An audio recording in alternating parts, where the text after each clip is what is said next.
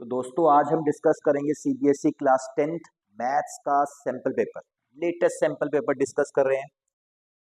थोड़ा पहले हम देखते हैं कि पैटर्न क्या है। पैटर्न सेम वही लास्ट टाइम वाला पैटर्न है, जैसे कि क्वेश्चन नंबर 1 to 20 आपके 1 मार्कर रहेंगे 20 मार्क्स के। पहले एक बारी पैटर्न डिस्कस कर लेते हैं, उसके बाद क्वेश्चंस भी डिस्कस करेंगे। उसके बाद आपके 5 क्वेश्चंस रहेंगे 2 मार्क्स के, है ना। 5 क्वेश्चंस रहेंगे 2 मार्क्स के, 10 मार्क्स के ये हो गए। उसके बाद 6 क्वेश्चंस रहेंगे आपके 3 मार्क्स के, तो 18 मार्क्स के ये हो गए। उसके बाद 4 क्वेश्चंस रहेंगे आपके 5 मार्कर लॉन्ग क्वेश्चन आंसर, तो 20 मार्क्स के ये हो गए। उसके बाद आपकी 3 केस स्टडी रहेगी, है ना। 3 केस स्टडी रहेंगी 4 मार्क्स ईच, तो 12 मार्क्स का आपका ये हो गया। तो टोटल आपका हो गया 30, 48, 68 एंड 80, तो 80 मार्क्स का आपका पेपर है। नंबर ऑफ क्वेश्चंस कितने रहेंगे? 38 टोटल क्वेश्चंस रहेंगे। टोटल क्वेश्चंस आपके 38 हैं, 80 मार्क्स का पेपर है, 3 आवर्स की ड्यूरेशन है। एंड पाई की जब भी वैल्यू लेनी है 22/7 लेनी है आपको, एंड कैलकुलेटर्स अलाउड नहीं है। चलिए जी, तो कुछ इंटरनल चॉइसेस होंगी जो क्वेश्चंस के अंदर मेंशन होंगी। चलिए आज हम क्वेश्चन डिस्कस करते हैं। सेक्शन ए के बहुत सारे स्टूडेंट्स जो होते हैं वो सेक्शन ए में ही उनके मार्क्स कट होते हैं। तो बड़े ध्यान से ट्रिक्स देखते हैं क्या क्या है, 1 मार्कर क्वेश्चन कैसे करना है। आपको फाइनल जो है सिर्फ आंसर ही लिखना है, चाहे आप सॉल्व कहीं पे भी रफ में कर दें। आपको ज़रूरी नहीं है, मैंडेटरी नहीं है कि आपको जो क्वेश्चन के सोल्यूशन है वो फेयर में दिखाने, बट दिखाएंगे तो अच्छी बात है, नहीं भी दिखाएंगे तो खाली ऑप्शन से काम चल जाएगा। चलिए क्वेश्चन नंबर 1 रीड आप करते चलिए साथ साथ। The graph of a quadratic polynomial. और सबसे अच्छी चीज क्या होगी कि अगर आप पहले ही अपने आप ट्राई करके रखें, और इस वीडियो में जस्ट एक बारी सॉल्यूशन चेक कर लेना है कि आपने ठीक किया या गलत किया। तो पहले खुद ट्राई करना है क्वेश्चन नंबर 1, फिर उसके बाद ये वीडियो आगे प्रोसीड करनी है। The graph of a quadratic polynomial passes through the point this this and this, the zeros of the polynomial. तो जो क्वाड्रेटिक पॉलिनोमियल है वो इन पॉइंट से पास कर रहा है। एक पॉइंट लेट कर लेते हैं -6,0 है, सेकंड पॉइंट है स्टूडेंट 0,-30, थर्ड पॉइंट है हमारे पास 4,-20 एंड लास्ट पॉइंट है हमारे पास 6,0। तो एक बढ़िया सा क्वाड्रेटिक ग्राफ बनाइए जो इन पॉइंट से पास करता हो। -6,0, जो बच्चे बहुत इंटेलिजेंट है वो देखते ही बता देंगे कि 2 जीरोस है ना। जो थोड़े से स्लो हैं, जिनको एक बारी कंप्लीट सोल्यूशन चाहिए होता है, उनके लिए ये मैं आगे सॉल्व कर रहा हूँ। तो 4,-20 कहाँ लाई करेगा? यहाँ पे, है ना। 4,-20 कहाँ लाई करेगा? यहाँ। अब इन चारों पॉइंट्स को अगर हम ज्वाइन करें तो ग्राफ कुछ ऐसी शेप ले रहा है। तो आपको पता है क्वाड्रेटिक पॉलिनोमियल का ग्राफ कैसा बनता है? अपवर्ड पैराबोला या डाउनवर्ड पैराबोला, मतलब पैराबोला टाइप बनता है। तो नंबर ऑफ जीरोस का क्या मतलब होता है? जितनी बार ग्राफ एक्स एक्सिस को कट करेगा उतने उसके जीरोस होते हैं। जितनी बार ग्राफ एक्स एक्सिस को कट करेगा उतने उसके जीरोस होते हैं। तो इस क्वेश्चन में जीरोस कौन कौन से हो गए? -6 एंड 6, है ना। इस क्वेश्चन में जीरोस कौन कौन से हो गए? -6 एंड 6। तो इस क्वेश्चन का सही ऑप्शन क्या आगे स्टूडेंट्स आपके पास? Option D. Option D is the right answer. चलिए आगे डिस्कस करते हैं। क्वेश्चन नंबर 2 करते हैं डिस्कस। क्वेश्चन नंबर 2 पहले खुद ट्राई करना है, फिर आगे ये वीडियो प्रोसीड करनी है। द वैल्यू ऑफ के for which the system of equation is inconsistent. तो या तो कंसिस्टेंट होती थी या तो इनकंसिस्टेंट होती थी। तो इनकंसिस्टेंट कौन सी इक्वेशंस होती हैं, कौन सी लाइंस होती हैं इनकंसिस्टेंट? जो पैरेलल होती है। और पैरेलल लाइन की कंडीशंस क्या होती है students? a1/a2 is equal to b1/b2 is not equal to c1/c2। a1 a2 क्या होते हैं? x के कोफिशिएंट। b1 b2 क्या होते हैं? y के कोफिशिएंट। c1 c2 क्या होते हैं? Constant terms. तो जैसे कि आप देख रहे हैं, तो यहाँ पे x का कोफिशिएंट क्या है? या दो इक्वेशन ही लिख लेते हैं हम। फर्स्ट इक्वेशन हमें गिवन है 3x minus K y is equal to 7। Second equation है 6x plus 10y is equal to 3। Make sure कि कांस्टेंट टर्म आपकी या तो दोनों RHS में हो या दोनों LHS में। चलिए जी, तो A1/A2 is equal to B1/B2। Inconsistent की कंडीशन क्या होती है, is not equal to C1/C2।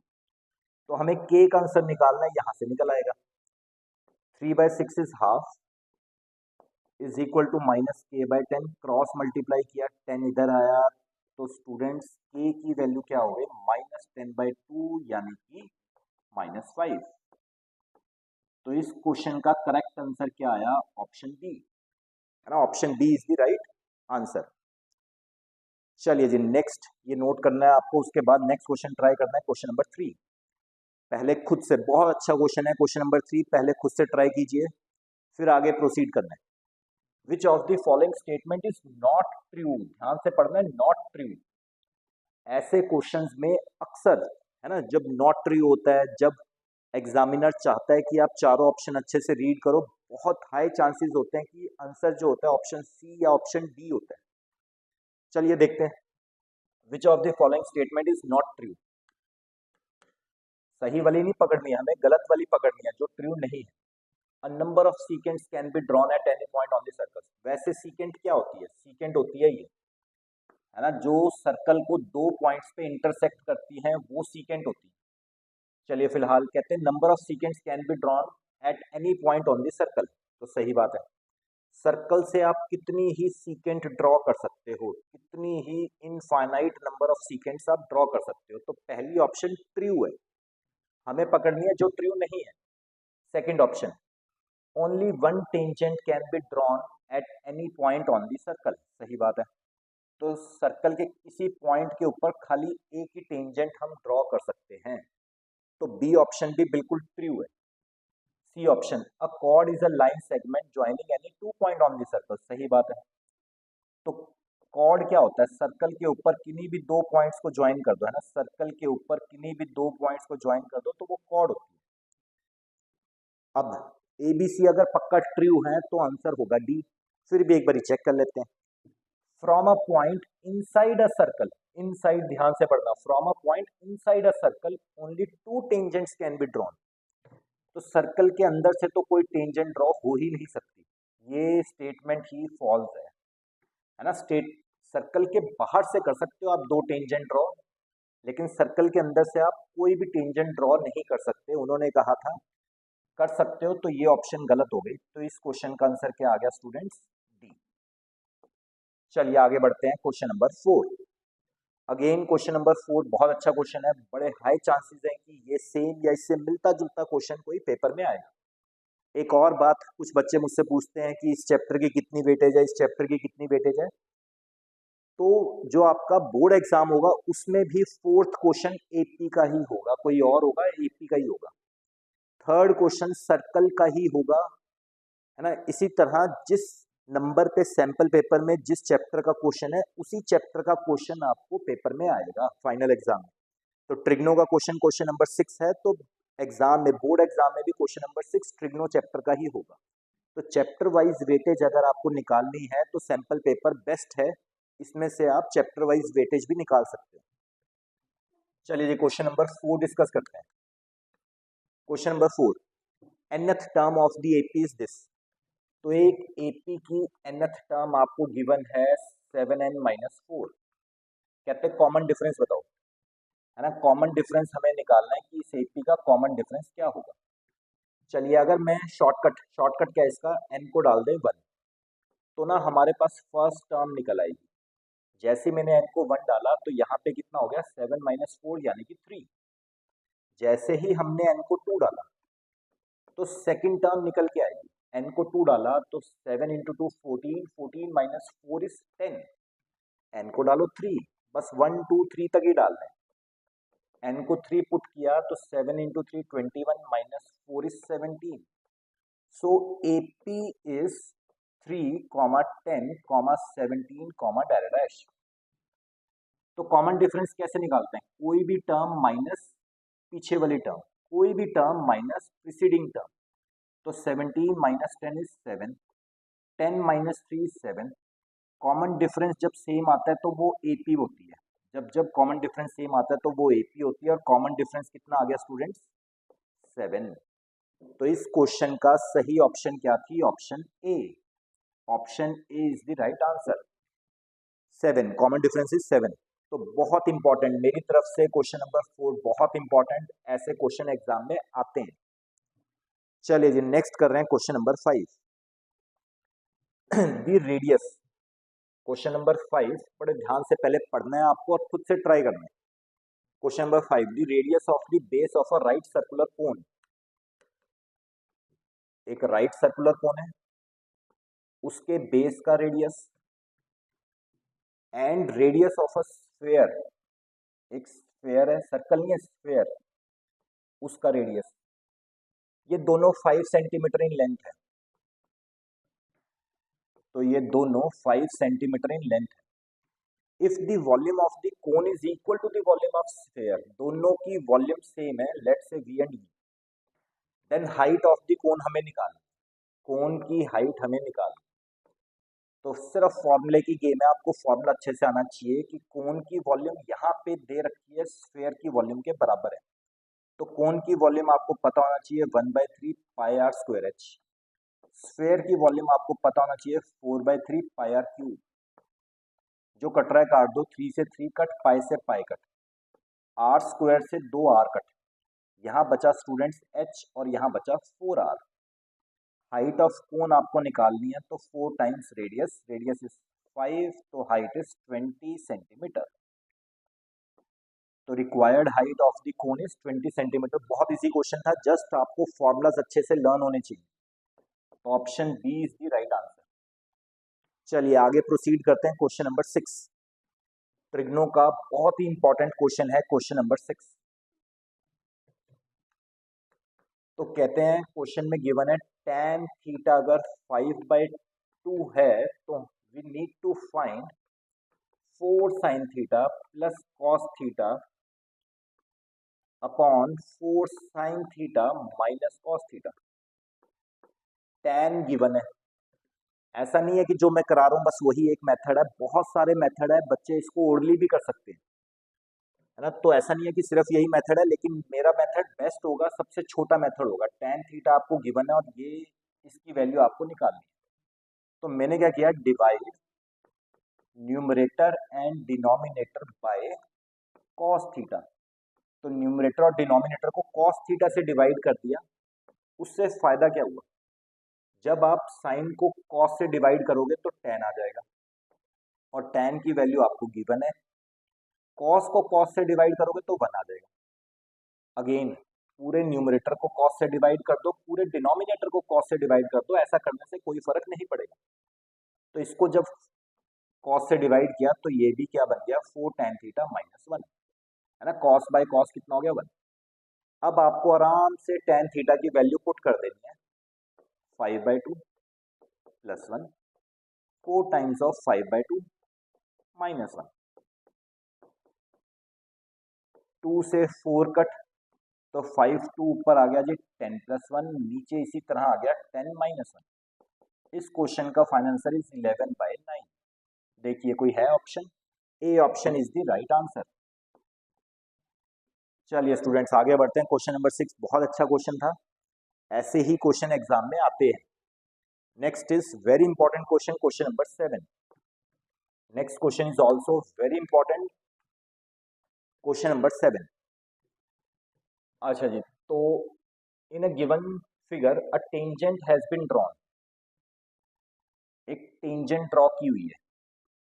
Tangent वो होती है जो सर्कल को एक ही पॉइंट पे टच करती है, उस पॉइंट का नाम होता है पॉइंट ऑफ कांटेक्ट। तो P here is point of contact, and जैसे कि आप फिगर में देख रहे हो, तो कुछ इस तरह की फिगर है। O सेंटर है, O इज सेंटर, है ना, गिवन है centred at O, O centre है। अच्छा, तो गिवन क्या है जी, TPQ, TPQ ये पूरा एंगल 110 है। तो आपको क्या निकालना है स्टूडेंट्स, POQ। ये वाला एंगल हमें निकालना है। Let this angle be x. चलिए, तो कंसेप्ट क्या लगा रहा हूं मैं, हमें पता है radius is perpendicular to tangent at point of contact. We know that radius is always perpendicular to tangent only at point of contact. तो ये रेडियस था, रेडियस टेंजेंट के परपेंडिकुलर होता है एट पॉइंट ऑफ कांटेक्ट, तो ये angle 90 degree होगा। Objective है, 1 मार्कर है, तो ज्यादा एक्सप्लेनेशन या थ्योरम लिखने की जरूरत तो है नहीं आपको, बस पता होना चाहिए कि radius is perpendicular to tangent at point of contact. तो ये एंगल 90 हो गया। टोटल एंगल अगर 110 है, जिसमें से ये एंगल 90 है, तो this angle is 20 degree, this angle is 20 degree. तो ओपी क्या था स्टूडेंट्स? रेडियस। सिमिलरली ओक्यू भी तो रेडियस है, similarly OQ is also radius. तो ये ट्राइंगल कैसा हो गया? OPQ कैसा ट्राइंगल हो गया? OPQ है ना, OPQ कैसा ट्राइंगल हो गया? OPQ आइसोसेलेस ट्राइंगल हो गया, क्योंकि ये भी रेडियस है और ये भी रेडियस है। तो आइसोसेलेस ट्राइंगल में ऑपोजिट एंगल सेम भी होते हैं। तो अगर ये 20 डिग्री है स्टूडेंट्स, तो ये एंगल भी 20 डिग्री होगा। और एक ट्राइंगल में तीनों एंगल का सम कितना होता है? 180। तो एंगल POQ जो मुझे निकालना था, plus 20 degree plus 20 degree is 180 degree. So angle POQ required answer is 140 degree. बहुत ही अच्छा क्वेश्चन था। इस क्वेश्चन का सही आंसर आया ऑप्शन सी। चलिए जी, जिसको नहीं समझ आया एक बार फिर, है ना, तो रीप्ले करना है इसको, पीछे जाके फिर से प्ले करना, तो आपको समझ आएगा ही आएगा। बहुत अच्छा क्वेश्चन था, क्वेश्चन नंबर 7। चलिए नेक्स्ट करते हैं again super duper graded question, question number 8। बहुत ही अच्छा question, question number 8। A quadratic polynomial having zeros. तो एक क्वाड्रेटिक पॉलिनोमियल हमें फॉर्म करना है जिसके जीरोस हमें गिवन है या तो √5/2 एंड या तो -√5/2। तो क्वाड्रेटिक पॉलिनोमियल कैसे बनाओ? अगर मैं आपको दो मेथड कराता हूँ, जोन सा अच्छा लगे वो आप आगे किया करना, है ना। आगे कभी कोई क्वेश्चन हो तो कोई सा भी मेथड आप यूज कर सकते हो। तो पहला मेथड अच्छा, तो रिक्वायर्ड क्वाड्रेटिक पॉलिनोमियल इज, जब आपको रूट्स गिवन हो, जीरोस गिवन हो, तो क्वाड्रेटिक पॉलिनोमियल ऐसे भी लिख सकते हैं। ए एक्स माइनस एल्फा, एल्फा क्या है? पहला रूट, एक्स माइनस बीटा दूसरा रूट। तो ए कोई भी कांस्टेंट हो सकता है, कोई भी कांस्टेंट टर्म, ए के कुछ भी लिख सकते हो आप। तो x minus alpha, alpha is -√5/2 and x minus beta, beta is +√5/2।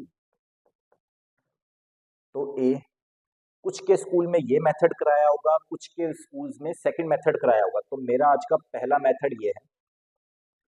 तो A X +√5/2 and X -√5/2, A plus B, A minus B, A का स्क्वायर माइनस बी का स्क्वायर। अब क्या कर सकते हो आप? एलसीएम ले सकते हो। तो 2x² -5/2, वो 2 निकल के बाहर आ गया।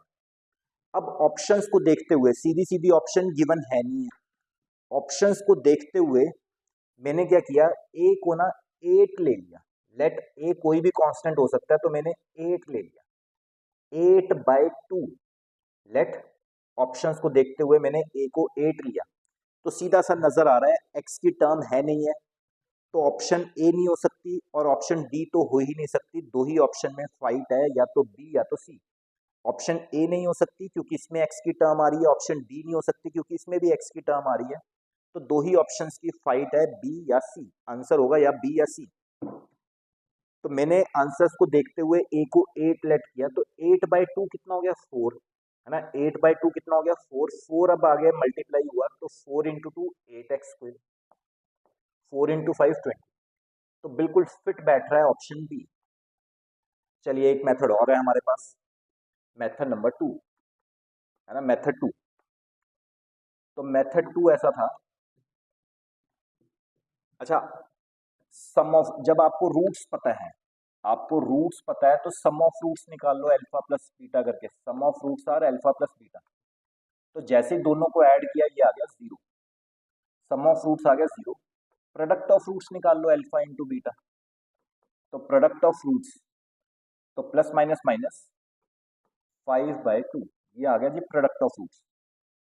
तो जब सम ऑफ रूट्स और प्रोडक्ट ऑफ रूट्स हमें पता है तो क्वाड्रेटिक पॉलिनोमियल ना कुछ हम ऐसा लिखते हैं, x square minus S x plus P. Quadratic polynomial हम ऐसा लिखते हैं जब हमें सम ऑफ रूट्स और प्रोडक्ट ऑफ रूट्स गिवन हो। आपकी मर्जी है, कांस्टेंट लगाना है तो लगा भी सकते हैं, नहीं लगाना तो नहीं भी लगा सकते। ये के कंपलसरी नहीं है, लगाना है तो लगा सकते हैं, नहीं तो नहीं। चलो के कोई कांस्टेंट होता है तो x square minus sum of roots तो है ही नहीं, प्रोडक्ट ऑफ रूट्स इज -5/2। तो एक्स की तो कोई टर्म आई नहीं रही, यहीं से पता लगता है कि ऑप्शन ए नहीं हो सकती, ऑप्शन डी नहीं हो सकती, ये दोनों ऑप्शन तो हो ही नहीं सकती। चलो ठीक, तो k times of x square -5/2, again LCM लिया, तो जैसे एलसीएम लिया हमने तो ये आ गया जी 2x² -5 अपॉन टू आ गया बाहर। तो इस पैटर्न के ऊपर कौन सी ऑप्शन है, तो बी ऑप्शन में से अगर मैं 4 कॉमन ले लूँ, है ना, बी ऑप्शन में से एक बार बड़े ध्यान से देखना पड़ेगा, बी और सी की फाइट है, बी में से अगर 4 कॉमन ले लूँ तो वो बिल्कुल यही बन जाएगी, है ना, 4 कॉमन ले लें 8 में से तो वो 2x² -5 ही बन जाएगा। तो सारी चीज़ों को देखते हुए बेस्ट ऑप्शन क्या आ रही है, ऑप्शन बी। या अगेन आप क्या करोगे, फिर से लेट के को 8 डाल दोगे, 8/2 4 अंदर गया तो ऑप्शन बी बिल्कुल फिट बैठेगी। चलिए जी, तो दो मेथड आपके पास, जो सा अच्छा लगे आप वो फॉलो कर सकते हैं। Next is question number 9। Next is question number 9।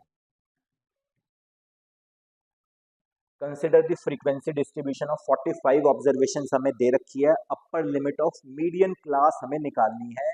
अगर आप ट्राई कर सकते हैं तो पहले खुद ट्राई करिए, दोनों बहुत ही जबरदस्त क्वेश्चन है 9th एंड 10th।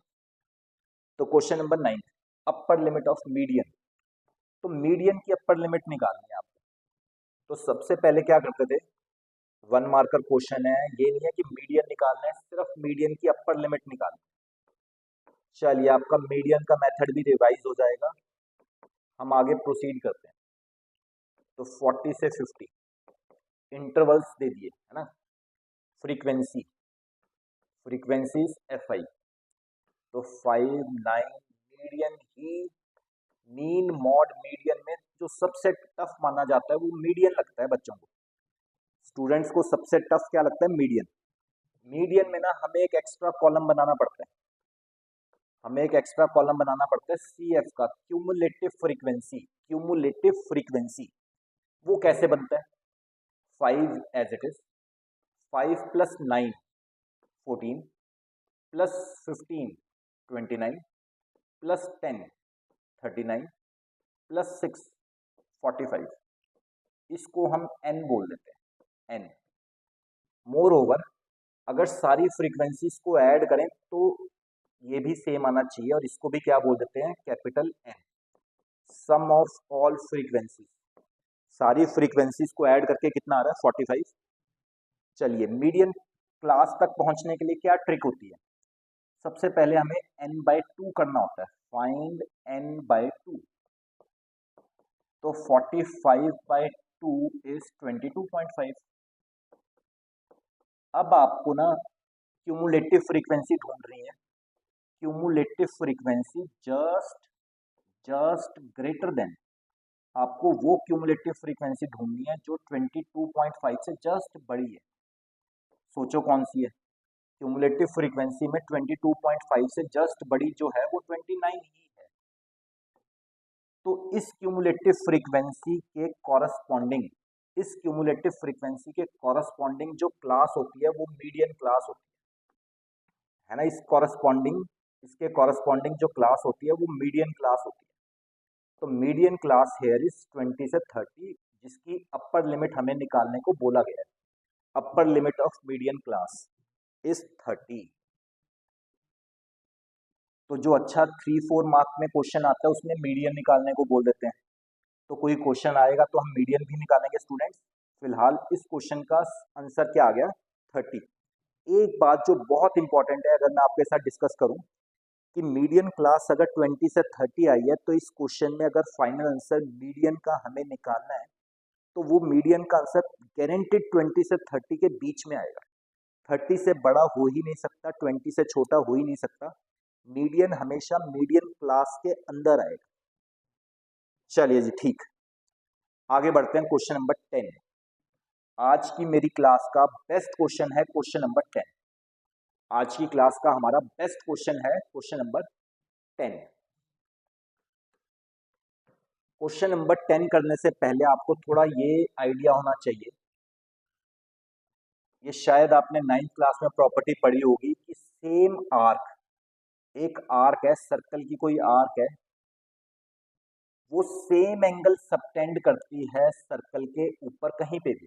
मतलब इस आर्क ने अगर ये एंगल सबटेंड किया है थीटा, यही सेम आर्क इस सर्कल के ऊपर कहीं पे भी कोई एंगल बनाएगी तो वो थीटा ही होगा। यही सेम आर्क सर्कल के ऊपर कहीं पे भी कोई एंगल सबटेंड करेगी तो वो थीटा ही होगा। सर्कल के ऊपर होना चाहिए ये पॉइंट सर्कल के ऊपर होना चाहिए, तो है ये प्रॉपर्टी। एंड कुछ बच्चों को तो याद आ गया होगा कि ये सेम आर्क अगर सर्कल के ऊपर कोई एंगल सबटेंड करती है थीटा, एंड यही आर्क सेंटर पे जो एंगल सबटेंड करती है वो सेंटर वाला एंगल डबल होता है ना, सेंटर वाला एंगल डबल होता है। फिर दोबारा देख लो, इस आर्क ने एक तो एंगल सबटेंड किया सेंटर पे और एक किया सर्कल के ऊपर। तो सर्कल के ऊपर जो एंगल होता है और जो सेंटर पे एंगल होता है वो डबल होता है, सेंटर वाला एंगल डबल होता है जो सर्कल के ऊपर सबटेंड करती है। चलो छोड़ो, ये 9th क्लास की प्रॉपर्टीज थी, आपको बस आइडिया होना चाहिए। ये प्रॉपर्टी आज मैं यूज करने वाला हूँ। तो इस क्वेश्चन में, क्वेश्चन नंबर 10 बड़ा ही जबरदस्त क्वेश्चन है। कहते एक सर्कल है, अच्छा सर्कल में A D and B C टेढ़े मेढ़े है, कुछ ऐसा नहीं है कि रेक्टेंगल है या कुछ है। तो ये डी पॉइंट, ये ए पॉइंट, ये सी पॉइंट, ये बी पॉइंट। ओ सेंटर नहीं है, ओ सर्कल का सेंटर नहीं है। कुछ बच्चे तो ओ को सेंटर मान लेते हैं तो फिर गलत ही करेंगे। ओ सर्कल का सेंटर नहीं है। जस्ट हमें क्या गिवन है, O A is equal to O D, ये दो लेंथें सेम है।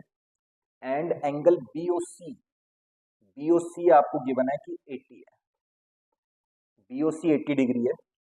O A is equal to O D given है। तो आपसे पूछा गया है कि इन दो ट्रायंगल्स पे कमेंट करो ये ट्रायंगल कैसे हैं। एक तो ODC, ODA and triangle OBC.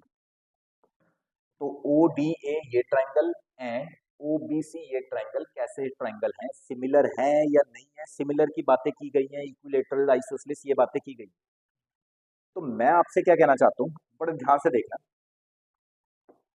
जैसे कि ये आर्क है अगर, है ना, आर्क अगर है एसी, एसी आर्क ने एक तो एंगल सबटेंड किया ये वाला, ये देखो, ये ऐसे और ये ऐसे। एसी आर्क ने एक एंगल ये बनाया और एसी आर्क ने ही, है ना, एसी आर्क ने एक एंगल ये बनाया और एसी आर्क ने ही एक एंगल ये भी सबटेंड कर रखा। तो वो जो मैंने अभी प्रॉपर्टी डिस्कस करी थी उसके अकॉर्डिंग ये दोनों एंगल सेम होंगे। एसी ने ही एडीसी एंगल भी बनाया हुआ है, एसी आर्क ने ही एबीसी एंगल भी बनाया हुआ है, तो ये दोनों एंगल सेम होंगे ही होंगे। वर्टिकल ओपोजिट से ये भी एंगल सेम होंगे, है ना, वर्टिकल ओपोजिट से ये भी एंगल सेम होंगे। तो इन दो ट्रायंगल में हमने दो दो एंगल तो सेम कर दिए। तो एंगल एंगल सिमिलैरिटी से आप ये प्रूफ कर सकते हो कि ये दोनों एंगल कैसे हैं, ये दोनों ट्रायंगल कैसे हैं, सिमिलर हैं। तो ट्रायंगल सिमिलर हैं, है ना, ट्रायंगल सिमिलर हैं। अच्छा, सेम प्रॉपर्टी अगर आपका एक बारी और लगाने का मन है तो आप ऐसे भी कह सकते थे, ये बी डी आर्क ले लो, बी डी आर्क ने एक एंगल तो ये बनाया this one, and B D arc ने ही एक एंगल ये भी बनाया हुआ है दिस वन। तो बी डी आर्क ने एक एंगल ये बनाया हुआ है एंड बी डी आर्क ने एक एंगल ये बनाया हुआ है, तो ए और सी भी बराबर है। तो अब तो गारंटेड कह सकते हो आप एंगल एंगल सिमिलैरिटी रूल से कि ये दोनों ट्राइंगल सिमिलर हैं। तो इन दो ट्राइंगल्स की बात करें स्टूडेंट्स, ओडीए में angle O is equal to angle O vertical opposite angle, and ODA angle D, angle D, इस ट्राइंगल में एंगल डी ही है, इस ट्राइंगल में angle D and this in this triangle angle B. तो reason क्या लिखोगे, ऑब्जेक्टिव है तो हम नहीं लिख रहे, तो angle subtended by same arc on the circle is same, है ना, तो angle subtended by same arc on the circles are same. Similarly BD arc में एंगल ए और एंगल सी, तो angle A is equal to angle C, ये दोनों भी same है, same reason, angle subtended by same arc, angle subtended by same arc. चलिए जी, तो ये ट्राइंगल, दोनों ट्राइंगल सिमिलर हुए, ये गारंटेड है, this triangle is similar to triangle OBC, rule is angle angle या तो angle angle angle similarity rule. We know that if two triangles are similar, then their corresponding sides are proportional. If two triangles are similar, then their corresponding sides are proportional. Angle D के opposite side क्या हुई, OA, D के बराबर है ये angle, और B के opposite side क्या है, OC। अगेन एंगल A के opposite side है OD, एंगल A के बराबर है एंगल C, एंड C के opposite क्या है, OB। If two triangles are similar, then their corresponding sides are proportional. OA upon OD मैंने क्रॉस मल्टीप्लाई किया, OA upon OD is equal to OC upon OB। OA OD given था हमें कि same है, OA is equal to OD, तो अगर ये same है तो कट के बना ले, तो यहां से आप क्या कह सकते हो, OB is also equal to OC, OB भी OC के बराबर हुआ, यानी कि लास्ट रिजल्ट ये आया कि ये साइड और ये साइड में बराबर है, तो ये ट्राइंगल भी आइसोसेलेस हो गया, ये ट्राइंगल आइसोसेलेस है एंड दोनों ट्राइंगल सिमिलर है। तो बेस्ट क्वेश्चन था आज की क्लास का, बेस्ट क्वेश्चन था क्वेश्चन नंबर 10, तो इसका आंसर आया ऑप्शन बी। चलिए स्टूडेंट्स, आज की क्लास में इतना ही। आपको क्या करना है, ये सैंपल पेपर लेना है और नेक्स्ट क्लास तक ये सारे क्वेश्चंस आपको करके रखने हैं। इसी तरह हम फिर से मिलेंगे नेक्स्ट क्वेश्चंस के साथ। वीडियो अच्छी लगी तो ज़रूर चैनल को सब्सक्राइब कीजिए, अपने फ्रेंड्स के साथ शेयर कीजिए। Thank you guys, thank you so much, जय हिंद।